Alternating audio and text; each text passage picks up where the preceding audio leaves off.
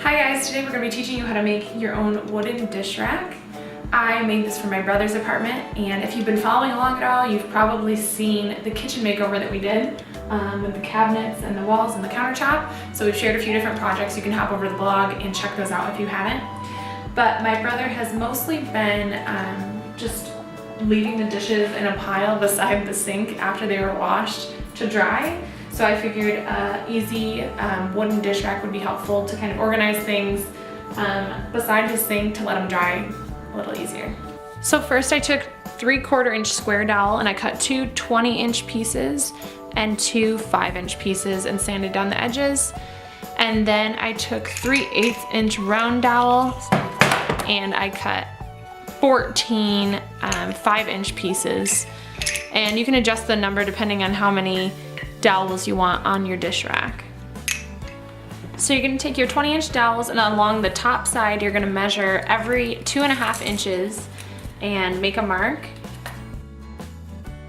And then once you've made a mark every 2.5 inches, you're going to measure across to the center. It's going to be 3/8 of an inch to the center and make those marks meet up. Once you have all those marks made, you're going to drill at each of those points about halfway through your dowel using a 3/8 inch drill bit.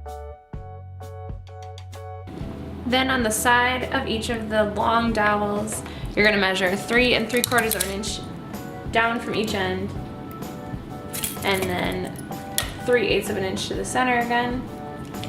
And at each of those marks, you're going to drill all the way through with a smaller drill bit. And then on the outer side of each of those holes, you're going to use the countersink bit to drill a little bit so that your screw will lie flush with the board. Then on the 5-inch square dowel pieces, you're going to measure to the center of each end by measuring in 3/8 of an inch from both sides.